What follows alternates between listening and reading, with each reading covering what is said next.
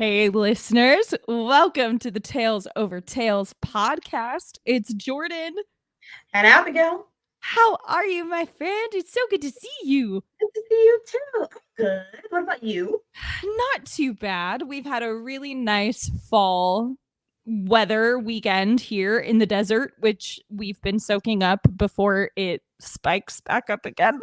Oh, man. So I'm not thrilled about that, but also at the same time, it's signs of good things to come. So Mhm, your girl is ready to live somewhere with seasons. Let's mhm. just be honest about that right now. Be careful what you wish for, girl, because winter. I know. It can be rough. It can be rough. Well, okay. I want to hear about how you're doing. We're going to get into some highs and lows in a moment here. Mhm. We've got quite a book for you at the top here, listeners. We're just going to go ahead and say that before we get into the plot summary and get into the weeds of it. We this month read The God of the Woods by Liz Moore. We're going to get into our thoughts after we share our highs and lows and, of course, share the drink pairing for this. Mhm. But before we do, just a quick trigger warning at the top. This book, if you know, it deals with some very heavy topics. So we just want to encourage you listeners to take care, especially if you are a parent of young children. Death of a child, a missing child, a lot of that, emotional abuse. There's all kinds of things that go into this. And so we respect if you make the decision to skip, but just wanted to give that warning up at the top. Absolutely. So, Take care of yourselves. yes, because it's a crazy world we live in. And vote. Make sure you vote. Okay. Rock the boat. That's from years ago, isn't it? Yeah. We're really showing our age right now. Yes. Okay, moving on. Highs and lows, Abigail. Why don't you go ahead and go first, my lovely friend? Okay. Highs have been that the weather has been really nice. It's been staying in the 70s, which has been Rub it in. Just good, rub it right? in. You know, we're able to walk outside and be there for a little bit. I Uh, love that for you. yeah. Yeah. And then oh, yeah. Matt and I went to a wedding last week. He was in the wedding. One of his best friends got married. And honestly, it was the nicest experience because it was just You looked real good. things. Oh my You goodness. did. You I looked was hot. sweating. I was sweating over what to wear for 2 weeks. And then the wedding was on the wedding was on Saturday. And I went shopping on Friday with Matt, and I was like, I don't know what to wear. And he was all like, well, you shouldn't have been looking the night before. And I was like, I will end you. Excuse you, sir. My Right. goodness. Right. So I was fighting for that. But ended up, finding a dress I loved. Yeah, I felt good in it. And it was a nice wedding. It was the first wedding I ever been to with a live band. So that was really You cool. don't see those as much anymore. Yeah, right. They were amazing. The band, for every genre of music, a different singer, different vocalist will take the lead, and I'm like, oh my goodness, so that was really fun. So I was my high, getting to party and have fun and had a reason to dress up and dance and things like that. So that was really nice. I'm thinking about lows. Lows. It's really hard because every day for me is pretty much the same. So Oh. it's not Is that your low, the mundane monotony, no, the repetitiveness? Oh, no, okay. no. I love that. Because I've been for the past several weeks just sitting on the couch after work reading books. And Oh, I love that. I love sounds every second of it. lovely. But not really, I would say anything in terms of lows these past few weeks. There might have been, but I can't remember. It was mainly pretty good. Yeah. What about you? Good. Oh gosh. Okay. Highs and lows. I'll go ahead and start with low. I feel like it's always good to kind of get that front and center and then end on a high note. That's always the way I like to operate. Um without getting into too much detail here on the podcast, just for privacy sake, definitely some different family things going on, health things going on, and I will just say right now, I'm grateful to live as close to my family as I do, that I can be around for them and definitely help out where I'm needed. So Lo has just been navigating that, dealing with that, Yeah. and being present for my family members involved more directly, and just trying to be as encouraging and as supportive as I can. So, Yeah. yeah. Yeah, so that would be my low, without trying to get into too much detail. Absolutely. And the high, I mean, I mentioned great weather. Kind of like you, I feel like I've been able to do some incredible reading most recently, which has been awesome. I am 2 classes away from my next designation or certification at work. So, slowly but surely doing what I can to tackle that. And Mhm. then just kind of preparing for some upcoming travel time. Mhm. I am headed to Virginia this upcoming weekend to visit my girlfriend and her kids, and I'm super excited to get to see them and spend some time with them. And then I do go back to New Jersey for a week in November. And that's my last kind of bit of travel before we get into the throes of the holiday season. So, super grateful that I get to be home, not only for Thanksgiving, but that I don't have to travel for Christmas, that I can be home for the holidays. And I will have to go back to New Jersey in January and also in February, and it's going to be really, really cold. Bring your So, parka. what's a parka? You'll find out. This is an inside joke for us listeners. Yeah. I just really hope I don't freeze to death. I'm sure I won't. I'm sure I'll be fine. But whew. Anyway, should we dive into this book? Should we dive into this drink? Are we ready? Yes, let's do the things. Oh my gosh, let's do the dang thing. Okay, so we said The God of the Woods by Liz Moore. The drink that we are pairing with this, listener, if you have been following along with us for a while, you know that I am a pretty big follower and believer in Beach Reads and Bubbly in her pairings. She is an excellent bookstagram book reviewer. She has a lot of good content out there for you if you're interested. But she actually read this book, gave it a review and a pairing. She paired it with a bourbon drink titled Into the Woods. So we've got Into the Woods. It combines bourbon, hard cider, ginger beer, bitters, and a little lemon wedge for a garnish. So cheers, my friend. Here we go. We're getting into it. Okay. Yes. And I will let you take it away with the summary. Okay. In the summer of 1975, camp counselor Louise Donahue wakes up to discover one of her 9 campers missing. This was no ordinary camper. The missing child is none other than 13-year-old Barbara Van Laar, and she was the sole child of the Van Laar family, who happened to own Camp Emerson and the land surrounding it. What's even more interesting, we find out, is that Barbara is not the first Van Laar child to go missing. No. 14 years earlier, Bear, her brother, also mysteriously disappeared from the Van Laar Preserve. The search went on for him, but no remains were found. The question of what happened to Bear is reopened with the disappearance of Barbara, and everyone is wondering who done it. Told from multiple perspectives and thread within a then-now timeline, we get a glimpse into the inner world of many characters as they try to piece together this puzzle. Whew. So let's get into our ratings and get into our thoughts as we kind of unpack the plot here a little bit. How did you feel about this book? What did you think? Abigail's like, that's a very loaded question. I have a lot of thoughts. Honestly, like I think I wanted to really like this book. But overall, it's had a lot of hype. Sorry to cut you off again. Yeah. It's had a lot of hype and a lot of buzz.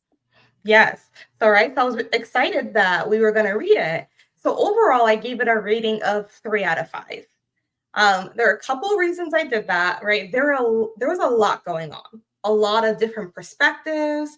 The timeline would confuse me. So like they did a good job, like at the beginning of each like perspective saying like when they're going to, but it was just a lot of back and forth and trying to keep together all the pieces of the puzzles and get to, and also keep all the characters straight. That was the toughest part for me because there were so many characters and some of them I was like, you could do without being part of the storyline. Like, who did you want to cut? Just say it at the top. Carl. Really? Yeah. Carl. Okay. Okay. Mm-hmm. I understand. Yeah. I understand.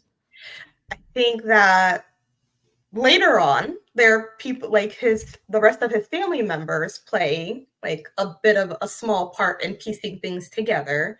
Yeah. But overall, I could have done without hearing him. And then I also felt in a similar way, and you might also disagree with me on this, about Louise. Like, that's a hot take. Yeah. Mm-hmm. I can buy Carl. So, listener, if you didn't read the book, Carl Stoddard, we learn, was essentially the one the Van Laar family allowed to take the fall for Bear Van Laar's disappearance, murder, so on and so forth. And then his family, his wife and kids had to kind of deal with that aftermath. And then, as you heard from the summary, Louise was Barbara's camp counselor. So why do you feel like we could have done without Louise? Okay, here's my thing. I think Louise, listen, I have some thoughts. I think that she was like a nice like piece because there's a lot of parallels between Carl and Louise. Right, yes. Where they were both about to Carl took the fall and they were trying to blame Louise for Barbara's disappearance. Did he take the fall or did he just die before he had any other choice? That's true. To take the fall? He died. And then they were like, oh, perfect. He did. He did. So. As Taylor Swift says, no body, no crime. Exactly. Her. Anyway. So, we're not making light of this. I'm sorry. Carry on. We're not. It's just okay. But Louise, I think that she like when it came to like the progression of the story, she didn't need to be there. Like, okay. You said she did need to be there. She did not need to be there. I think that other characters could have alluded to her. Okay. Whose perspective I would have loved to hear more from, and he's another character, Vic Hewitt. I would have loved to hear more of his perspective. I can agree with that. So explain to the listeners the Hewitts and their connection to the Van Laar family. Yes. So the Hewitts, so there's Vic and there's TJ, Tessie Joe, TJ for short. Right? Love the Hewitts, right? They are adorable. Like, oh my goodness, they're great. Salt of the earth, both of them. And so they are the groundskeeper and then / camp director for Camp Emerson in the summer. So they play this dual role. So they live on the grounds all year round, basically. And so Vic Hewitt is TJ's father. And the ways the Hewitts and the Van Laars are connected is because the first piece, so there's 3 Peters. Peter 1, he's the one who bought the land. And he connected with Vic's father and, connected with him so much. He was like, hey, can you be my groundskeeper? And then later on, Vic was the one who actually had the idea for Camp Emerson. And Peter 1 was like, that's great. You're brilliant. Like perfect. Yep. Like I'm going to fund this and you're going to run it.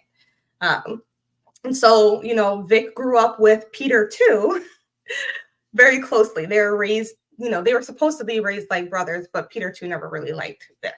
But yeah, I like Vic. I think I would have loved to hear more of his story and about him growing up. But he was one of those characters that was like we heard from him from other people's perspective, and I think that would have been okay for that to be Luis instead of him, because I think he would have really added more to the story. Yeah, and to your point, we really didn't get a lot from Victor until closer to the end, which I will also say made sense. I liked Louise. So for me, I thought that her character was great. Now, could I have done with a little bit more character development? Maybe. She seemed towards the end, and quite a few of the characters, and like we said again, listener, this book was a lot to keep track of, but I will say she was like many of the other characters in this story, and less so like others, was on her path to maturity, to development. And so I appreciated and liked her for that. Now, if you had told me we could have done without Tracy, I could probably buy that a little bit more than Louise. Okay. So Tracy was Barbara's bunkmate at camp, and we learn a little bit about her. She comes from a background of a newly broken home. Her parents are in the process of going through a divorce or recently divorced, and she is sort of your typical outcast, if you will. And from the very beginning, as we sort of see Barbara and Tracy's friendship and their connection, I mean, I was curious about how all of it would play out in general. Listen, these campers are like, what? Christopher, the youngest one, was like 8. Yeah. I want to say. And the oldest was like 14, 15. I'm just going to be completely honest. At 33 years of age, I do not know that you could pay me to repeat these ages. No. Particularly my preteen years where Barbara and Tracy were. Like, it's just such an awkward, awful age, especially for a girl. And in the 1970s, we're going to get into the time here a little bit as we get into Alice, Bear and Barbara's mom a little bit as well. But oh my goodness. And I knew that we were in for a roller coaster. So we start getting a little bit of Alice's perspective. Alice is Peter's wife, the mother of, yes, Peter 3, the mother of Bear and Barbara. And immediately the relationship between Alice and Barbara, the body shaming, the judgment, the harshness of it all, I definitely wrestled with that and had a hard time with that through the book myself as well. And I think you and I have some interesting opinions on Alice. We'll unpack that as the book goes on and as the podcast episode goes on. But I'm literally over here looking at our notes like what to go into next. Honestly, Alice. Okay, ma'am. Rip off the Band-Aid. Do it. Thoughts on Alice Van Laar? Yeah, Alice Van Laar. At first, I felt sorry for her. At first, I was like, man, like that must be really hard to like have parents not really like connect with you or invest with you and not know what you want to do with your life and your future and things like that. But the more the book went on, the more like she made me feel really upset. Okay. So let's give a little context as you get into why she made you upset. Okay. Alice was raised in the world where the expectation for women was marriage and children. Mhm. That was it. That was pretty much all you had and needed to do. She got married when she was 18. Yeah. Correct. She Mhm. meets Peter Van Laar, who is, oh my God, 10 28, years. 29 at the time. Yep. So about 10 years older than her. And is married a week or two after her 18th birthday. And bing, boom, bong, we're popping out babies. Okay. Mhm. So go ahead. Absolutely. I can appreciate that she was raised in the time where marriage and children, that was life. She had no person she had no personality. Like, even her mom had a little bit of a personality. Her sister had a personality. She had like Oh, no we're going to get personality. into Delphine. Oh my Okay. goodness. Here's another one. Okay, I'll give you that too. Yeah. I'll say you're saying that we could have done without. No, I was gonna say, I promise there are characters that I like. I mean, it's fine. It's fine. Yeah. Because I agree with you. I struggle to find redeeming qualities in a lot of these characters. Mhm. I really, really did. Okay, keep going on, Alice. Go ahead. So I just don't think she ever really tried from the book. She never really tried to do anything on her own. She never really tried to like figure out who she was. And yes, I'm going to sympathize. Like, she was at a time where like being a mother was everything, being a wife was everything. And so since since the family she married into was very wealthy, so being a hostess, like, that was important. Like, these were her roles and she had to fit into these roles.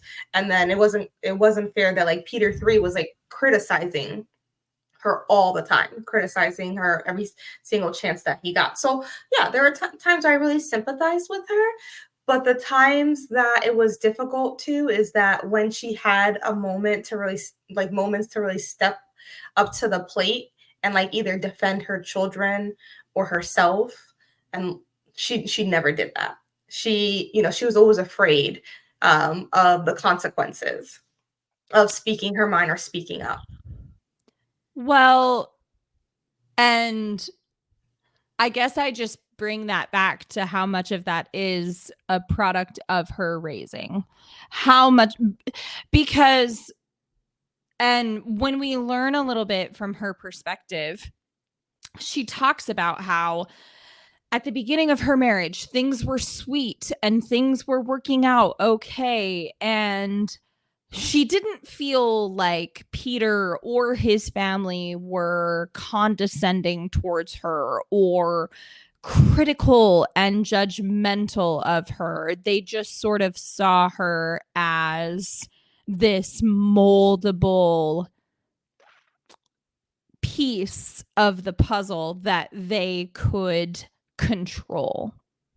Mm-hmm. And when she would try to step out of that, be it small or large ways, it was always met with resistance. It was always met with pushback. Mm-hmm. So my argument or my caveat to your point is, well, yeah, no, if she would be terrified and she would be afraid of speaking her mind or of doing anything that demonstrated intelligence, independence of thought, or self-sufficiency, Mm-hmm. because she wasn't supported in that way. She wasn't encouraged to do that. And we see when she has Bear, when she gets pregnant with Bear and gives birth to him, oh my God. Like, I'm going to get emotional. And I'm not even a mother. I'm not even I'm a dog mom. I don't even know if that counts. It doesn't matter. But like, so listener, we learn after Bear was born and Bear and Alice come home. Obviously, immediately a nanny comes into the mix. And Alice is very clearly having separation anxiety. She's very clearly having postpartum depression. Bear very clearly wants to bond with his mother. He is crying for her. And I don't understand why or how it's acceptable for Peter as the husband and father, for the rest of the family, even to just to tell Alice, let it go. He'll grow out of it. It doesn't matter. It's not important. That bonding is just as important for the parent as it is for the child. That's my, who am I? What do I know? Take my opinion for whatever it is. But so you talk about how she kind of lost a little bit of sympathy and she lost some respect from you. I can understand that. And we're going to get into it, listener, because complete spoiler, we end up finding out that she is behind the death of her son. And was it an accident? Yes, it absolutely was an accident. Was it an accident that could have been prevented? And was it an accident that could have been avoided? Yes, it could have. She had a disease. She had a problem. She started turning to alcohol. She started turning to substance abuse that was given to her by the family doctor, which, okay, let's get into that for a second too. But I like... No, with Alice, like I said, I had sympathy for her for a longest time. And for all those reasons that you named, absolutely. But I just could not, towards the end of this series, of the book, when we find out what happened, that she was behind the death of Bear, I was upset with her. I was upset with her too. Yeah. I still felt for her while I was upset with her. Yeah. I don't believe that it's any excuse for the way that she treated Barbara either. I think that that's another huge thing. So we'll kind of get into that for a second as well. So listener, like, the whole thing happens with Bear.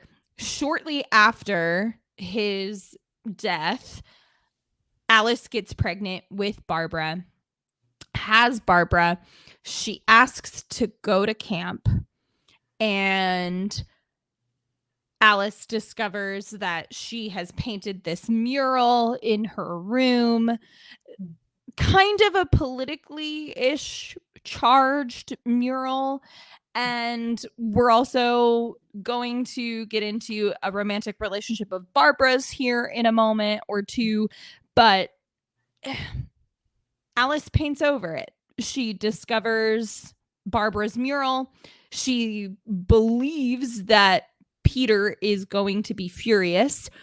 She is jealous of her daughter's talents because she looks at this incredible mural all over the wall in her daughter's room and goes, my daughter is so talented. I'm not that talented. I could never do that. And so selfishly taking matters into her own hands, paints over the wall. Like,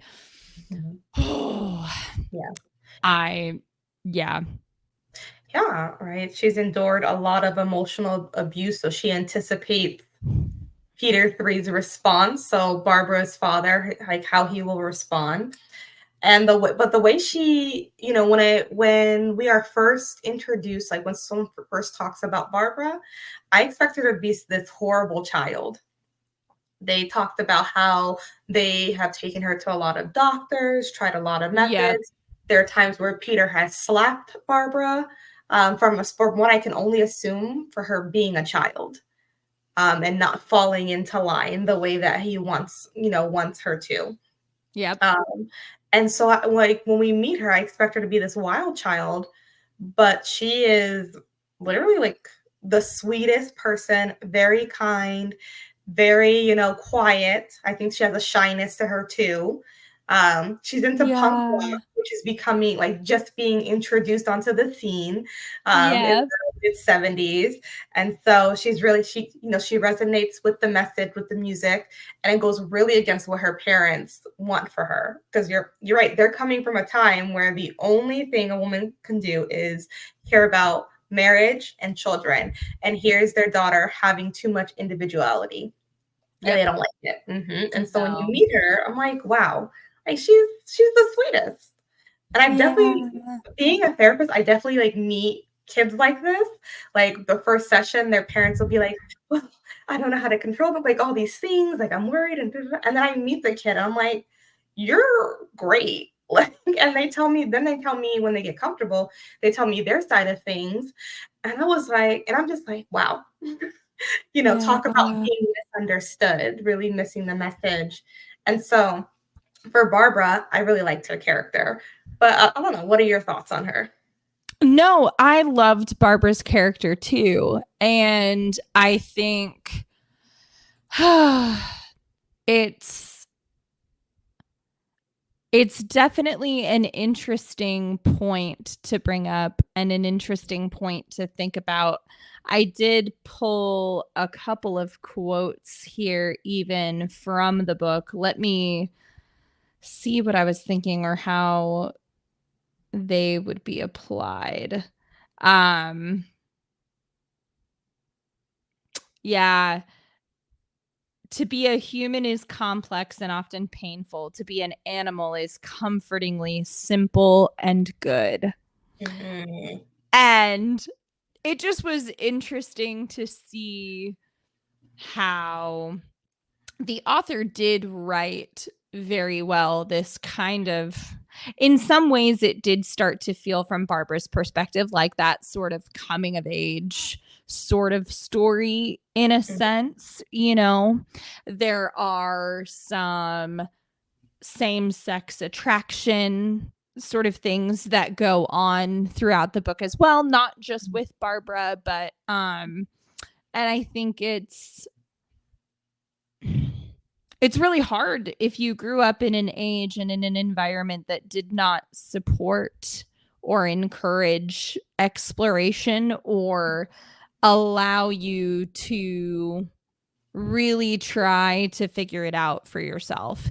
Is it that much harder, obviously, as a child before your prefrontal cortex is completely formed and developed? Yes, I would say so, right?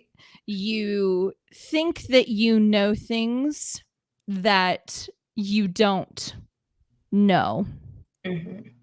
And where Barbara resonated a lot for me, I would say, is, she wanted to be this free thinker, this independent person, and was raised in this environment where her thoughts and her opinions were not sought after. They were not encouraged. They were not supported. And I've often struggled with that myself. I think that many people can probably attest to this. I was raised in a home where a child should be seen and not heard. That was often a phrase that came up most frequently. I would not be surprised if that was used in the Van Laar household, right? And even just being curious and asking questions, whether the question is the right question or the wrong question to ask, right? And even from a professional standpoint, I'm at a stage in my life with this career change, even where I have to learn how to ask more questions, have to learn the questions to ask, be curious and be humble, acknowledge that I wasn't designed or created to walk this earth by myself. Yes, relationships are messy. They're messy because people are messy. But there is a reason that solitary confinement is a criminal punishment. We're not meant to do it by ourselves.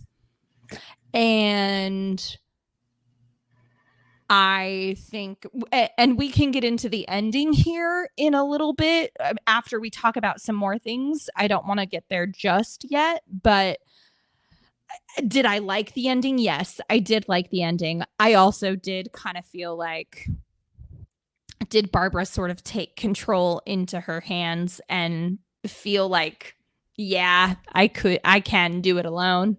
I can do it by myself. Yes, I do. And I'm sure in some ways, if this story were to go on, she would be in for a very rude awakening. I don't know. I mean, you know what I mean? Like, so yeah, so yeah, that's hard. Yeah. Yeah, no, absolutely. The idea of like isolation, either physical or emotional isolation, is hard because you're right. Yes. We are built for connection. We are built to um, be, yeah, connected to other people. So for um, Alice, she experienced a lot of physical, social, emotional isolation, and then in turn, Barbara experienced that too because she didn't fit in with like her family and she didn't fit in at school. Um, Yep. and she goes to camp and everyone's kind of like staring at her, but no one wants to like goes up there to try to befriend her, right? She experiences a lot of different types of isolation. And even though, the isolation for being like her at the end being on the island, she feels like that's the right solution. I agree. I don't think that was the right solution for like in terms of her being completely alone. I don't think she's gonna be alone forever. I think like No.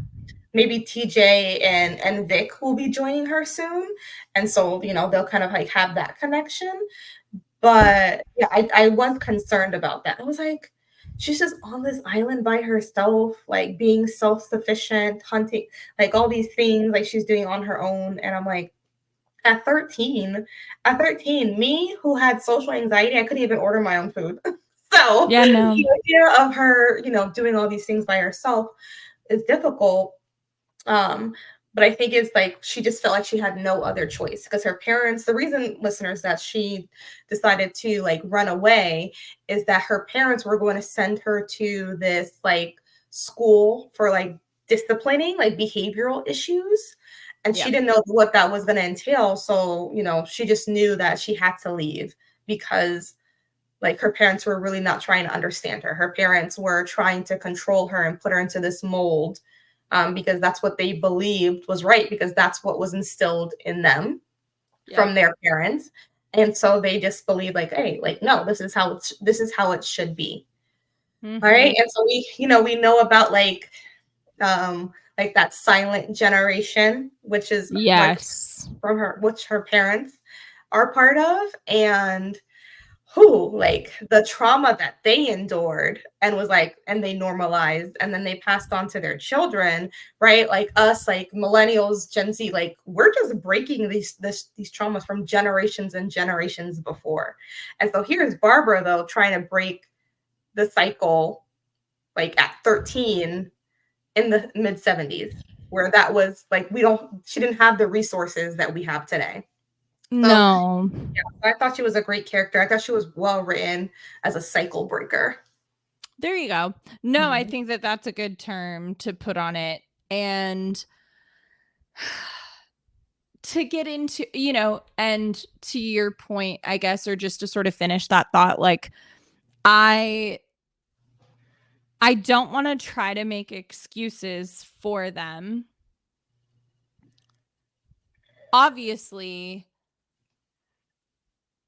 Peter and Alice were never the same after what happened to Bear.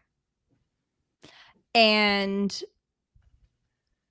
Barbara has even the intelligence. She makes a comment, I want to say either to TJ or Tracy. I can't remember who she makes the comment to, but she says something to the effect of, I grieve someone that I don't even know because I never met my brother. Also, at the same time, though, if he were still around, I wouldn't be here because they weren't like the expectation was an heir, right? Sure, yeah, if you ended up having more kids, cool, great. That wasn't exactly the expectation, but and it the author doesn't go into this, but I have to wonder if there was a little bit of resentment that she was female.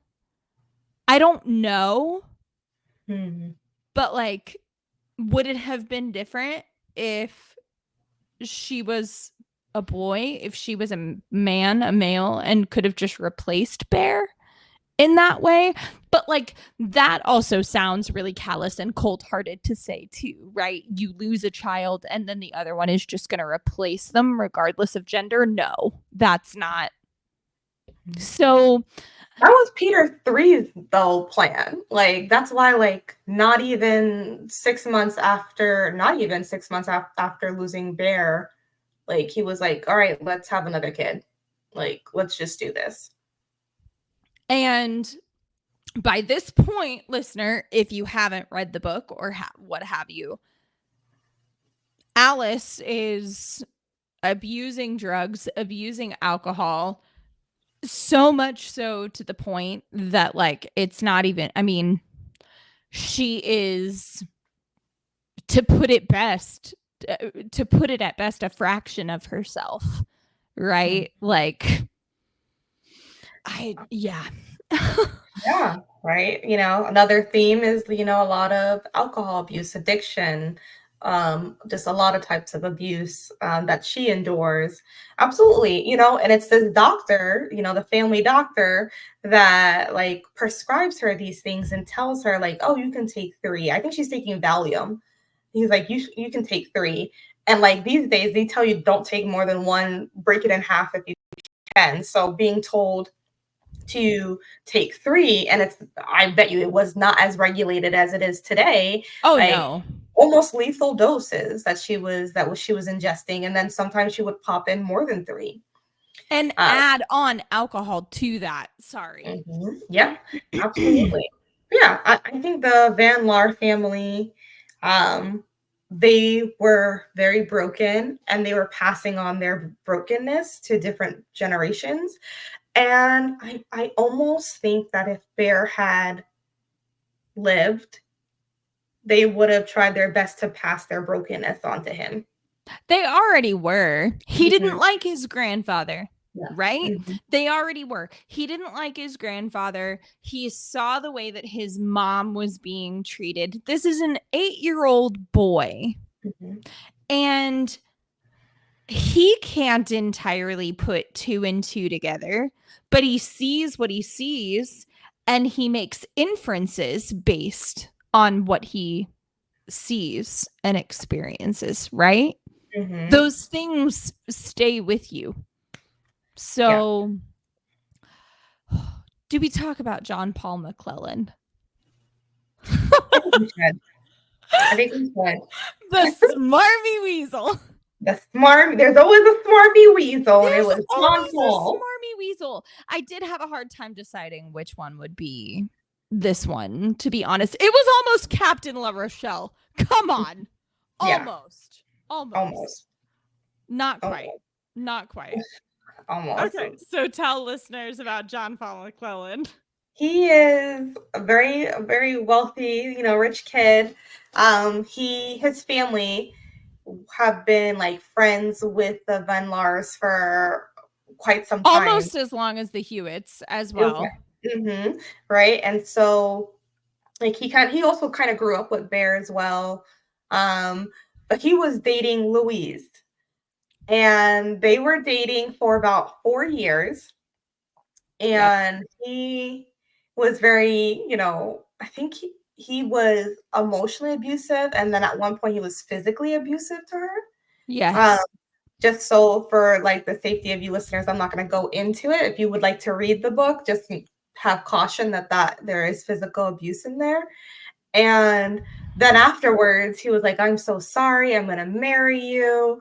Like, we're going to be together and all these things. But then, like, so every year, while Camp Emerson is going on, the Van Lars host a party. The They didn't Black host Fly goodbye. They didn't host it for quite some time, but it was like the 100th anniversary. They still like would host people at their house for several weeks. And so Louise will be camp counselor, and John Paul would be at the house Party. Self-Reliance, do like, socializing and things like that. He never once brought her in. Never, I think he introduced her to his parents like once, right? Like it was just not a healthy relationship. No, But yeah, not at all. he was a weasel. A lot was going on. There's another character. There's a lot of characters. So there's another character who worked in the kitchen. His name was what was his name? It was a Lowell. Lowell. Was that Lowell?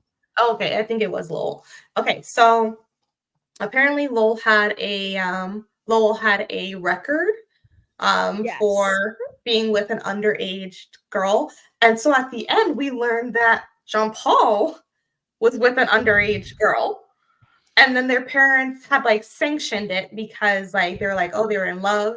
And kind of like I felt bad because I think it was gonna be like a whole Alice situation again, where the girl, I think her name is Annabelle, meets someone 10 years older than her, probably gonna get married by 18, and probably Alice is gonna like just like Alice experienced like all the things that she experienced. Right? Yep. So yeah, Jean Paul, he's not a good character, he's not a good person. And then he just really mistreats Louise. But yeah, did I leave anything out about him, that weasel? Well, so other than TJ and Barbara, like kind of trying to frame him for her disappearance and like potential murder, quote unquote, or whatever. Yeah, that I think you hit it spot on. The challenge for Louise, right, was that she was this lower class, middle class individual trying to break into the upper echelons, the wealthier, upper class, with the Hewitts and the Van Lars and the McClellans and all of those things. And I think that she thought that John Paul was her, not meal ticket, like that sounds really wrong to say, but like she thought that he was her path there, that like he was her solution, he was her answer to all of those things, right? And I mean, I just felt so deeply for her too, because it's like how many of us as women especially, right, like we look at that and just think like, yeah, a man is going to fix all my problems, a relationship is going to save me or be the answer. And that's where Lois's development really encouraged me, because I think she slowly sort of got out of that. She didn't tolerate his abuse. She realized the problem that they had, right? That they just weren't connected. They weren't meshed equally or right for each other in that way. It took her a while. Obviously. I think it took her realizing that he tried to frame her for murder. Well, there's that. Right. There's that too. Because go ahead and get into that for the listener as well. So Barbara actually gets, not Barbara, Louise actually gets arrested. She gets framed by Annabelle, and really with the details, I want to encourage you to read the book to really understand the details of how that happens. But she ends up in a cell, and then later on they arrest John Paul, and they find bloody camper clothing in his trunk, and he said that was planted, that he was given that by Louise to dispose for her. And so he tried to frame her for murder. So remember in the beginning, listeners, I was saying how like Carl and Luis were like parallel, where they were just, you know, these ultra rich individuals were trying to frame these good people who only ever cared for the Van Laar children. I'll say that's another parallel between them. Try to frame them, and so, you know, so that was something that she was faced with. And so, yeah, it was at that point she realized, oh, like, he's not going to save me. Oh, we're not going to live happily ever after. I'm not going to be able to accomplish all the things I want to accomplish. Because one thing is that I like how you reframed it from like meal ticket to path, is that she you know, she struggled because she grew up with a mother who was battling addiction. And so she had to raise her younger brother. And so she wanted a better life for her younger brother. And she was hoping that John Paul would be the path to that. But he was a horrible human being. Well, and I also think that was where John Paul like got her too, because like after he hits her, right, and like all of these things happen or whatever, he writes her this letter. He tells her, we're gonna get married, Jesse, your brother can come live with us, I'm gonna take care of you, like, okay. Listen, ladies, all I'm going to say is that one of the most important attractive qualities to my husband was that his actions matched his words. Mm-hmm. He could talk and talk and talk and talk all he wanted. But when that action matched what he was saying, I was like, oh, that, oh. You're like, I love him. I'm just saying. But right. when you're that young, right? They're kids. They're kids. They're in their early 20s. They're kids.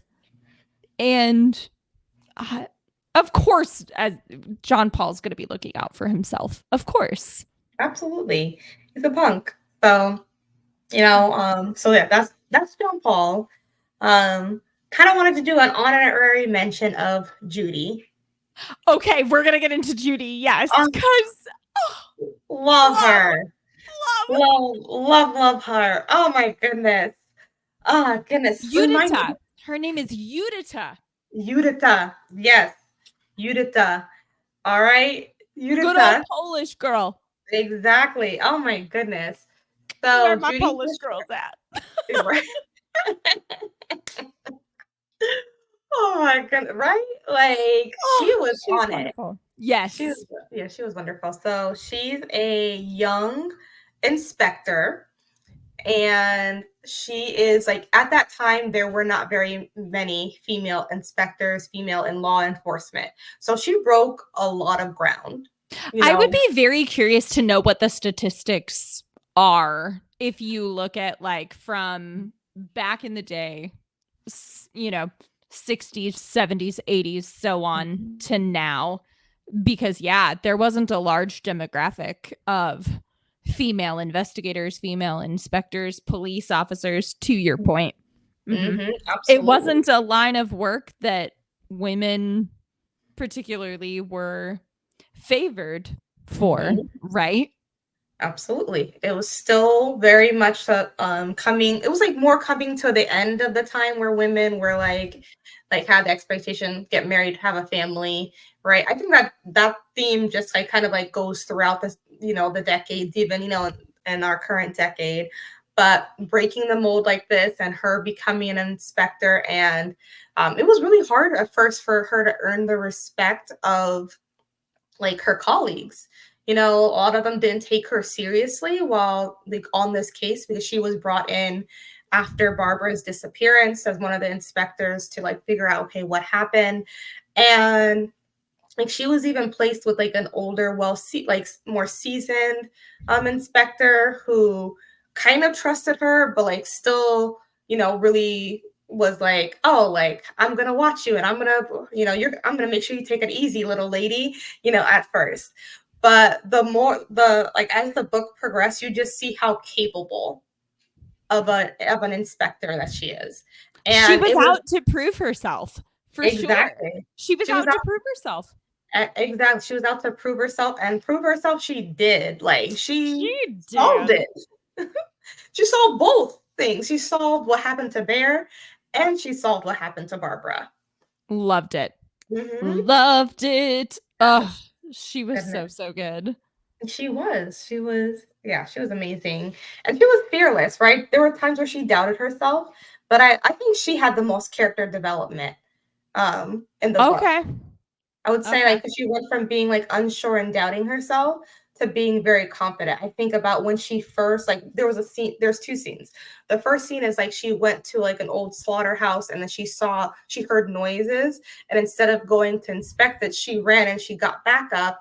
But then by the time she came back, like nothing was there, da da da da. Right? And so then later on, once she put two and two together, she's like, 2 + 2 = 4. I need to go back to the slaughterhouse. Right? She went in, she had her gun out. She was like, no, I'm gonna solve this. I'm not leaving until I find something. And she did. She like found what she needed, right? She And found she did. yes, exactly. And so then she solved the whole case. And everyone's like, well, she solved the case of Bear. She left things with Barbara, like she didn't disclose that she knew where Barbara was.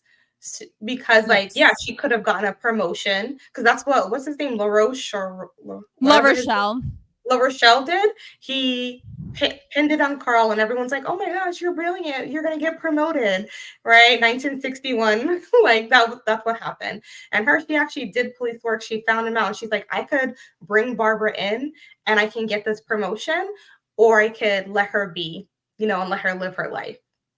And that's what she chose. Like she wasn't in this work for her own glory. She was doing it because she was like, at the end of the day, whatever is right for Barbara, that's what I'm gonna do. Oh, Mhm.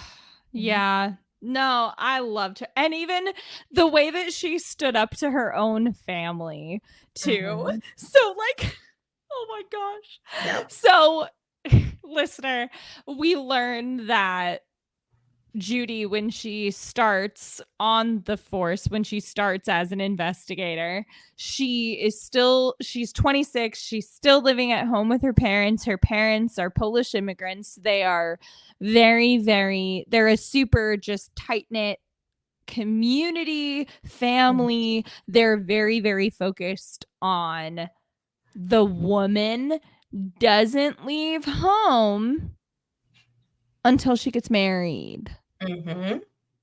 Yeah. Which I resonate with because that's how my family is.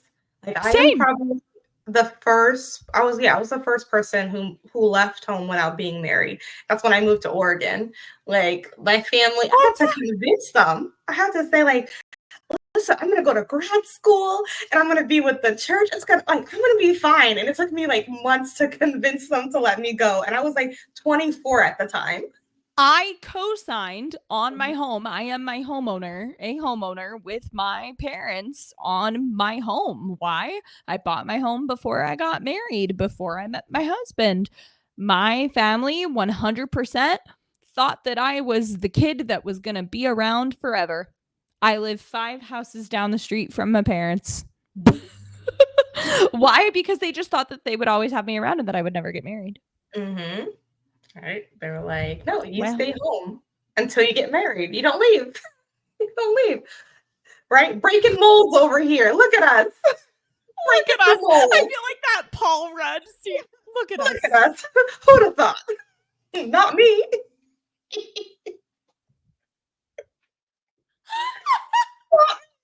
I'm like, I agree. It just Not me. hits so close to home.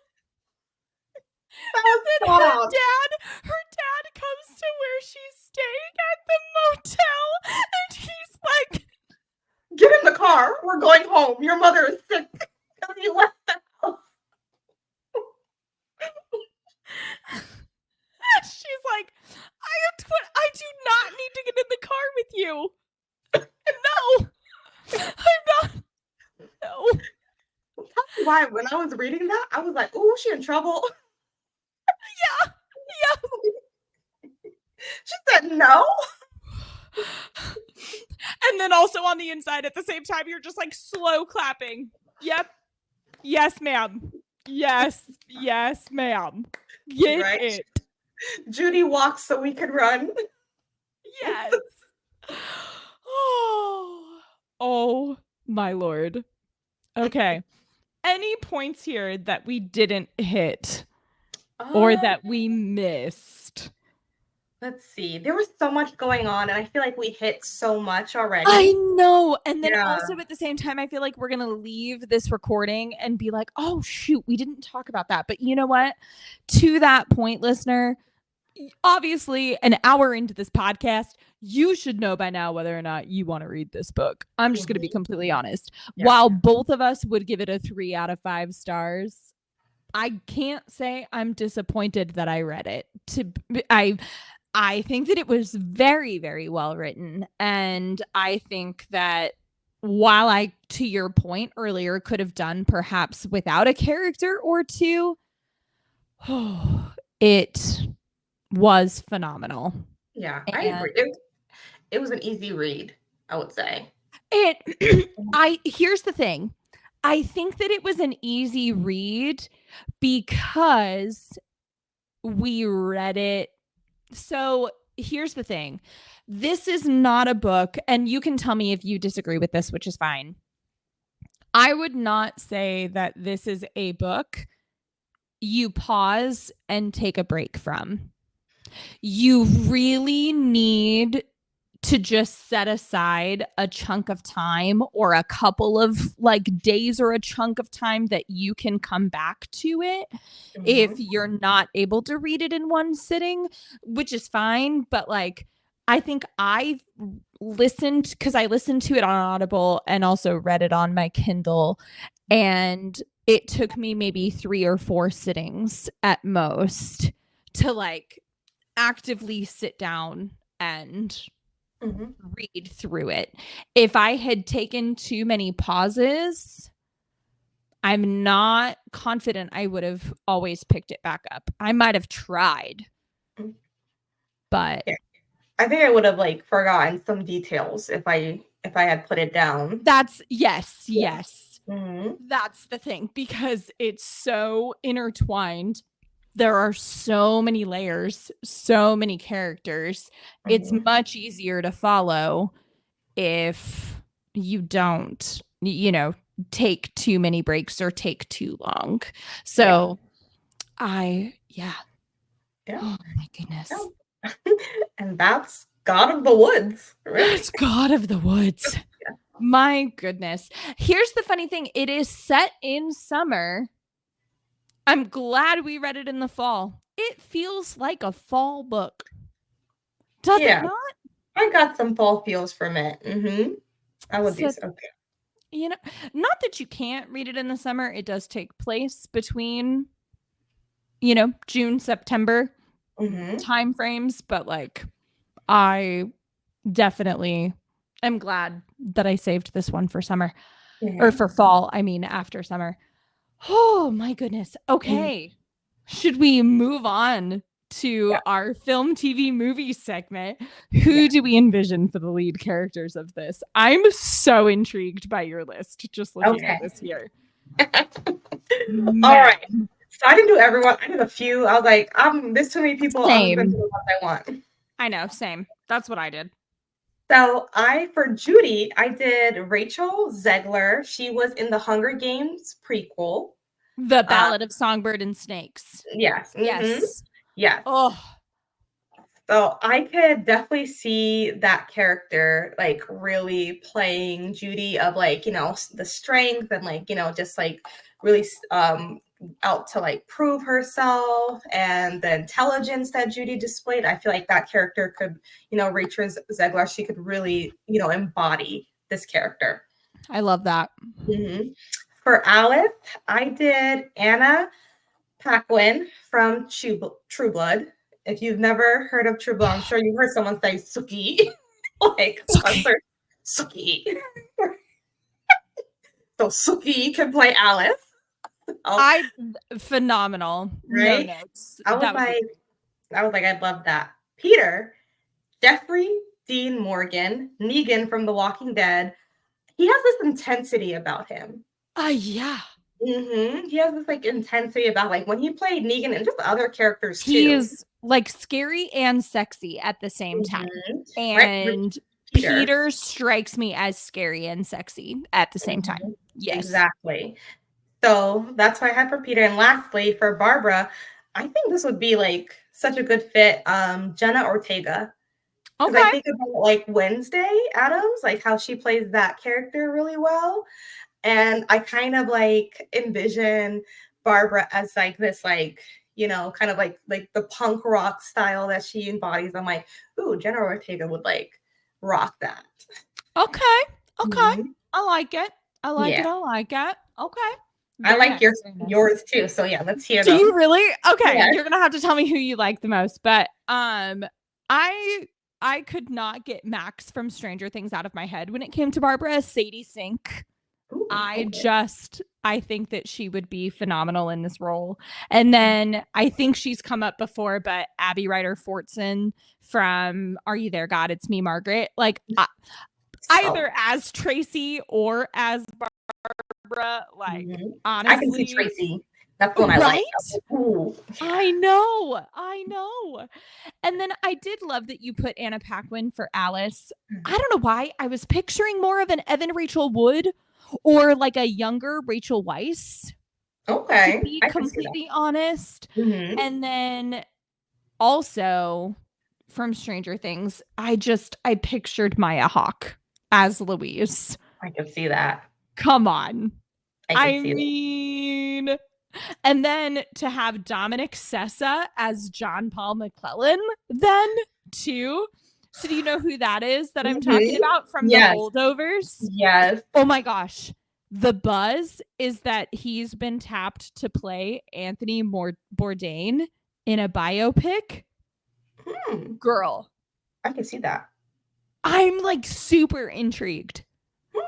Okay. Very, very curious. So I picked him for John Paul McClellan. And then I had to go with like a Jude Law or Zachary Levi for Peter. I think I like your Jeffrey Dean Morgan a little bit more, but tell me Jude Law couldn't pull it off though. Jude Law could pull anything off. I'll just say that.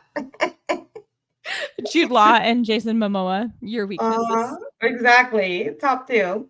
Well, top 3, I would say. Because I couldn't see Jason Momoa in this role though. No. But he'd be like nice to look at. Maybe he could be like someone on the side. We could just put him in there. He just passes by in the background every so often. Ay. Oh my goodness. Yes. I love it. Yeah, that's all that I casted too. I'm with you. Too many characters to cast. So I don't know. Maybe Al Pacino would be in there somewhere or Robert. Oh gosh. Yeah. For like the grandpa. Or Vic. Peter too. For sure. Oh man. Ooh. Well, like we said, listener, that's God of the Woods by Liz Moore. I am so grateful that we read it. I thought that it was phenomenal and it has led us into some fantastic reading for fall. So super excited for that. Excited to come to you in November with, drumroll please, we're going to be reading A Bakery in Paris by Amy K. Runyon. This one recently came across our radar and it just looks really intriguing. So I'm super excited to dive into it. And with November being the month that we celebrate Thanksgiving here in the US, we like to try to kind of keep a little bit with a theme or just something food related. And our girl Abby has been to Paris before, so I'm definitely intrigued to hear your take on it, especially having been there because merci. No, but I've never been, and I mean, I don't think that Alicia has either, obviously. So it'll be very cool to read that one for November and to dive in. Mhm. But until then, listener, please rate, review, let us know what you think. This one's like we said, this one was getting a lot of hype and a lot of buzz. So I know that there's strong opinions out there with regards to this book. So if you've read it or if you haven't read it, either way, let us know what you think about God of the Woods by Liz Moore. So you can find me on Instagram. I am at Cozy Reads and Sips. Then you can find me. I am at the Charles in Charge. I love it. I love it. I love it. Well, my beautiful friend, until next time, stay reading. Stay classy. And as always, stay drinking. Cheers. See you next time. See ya.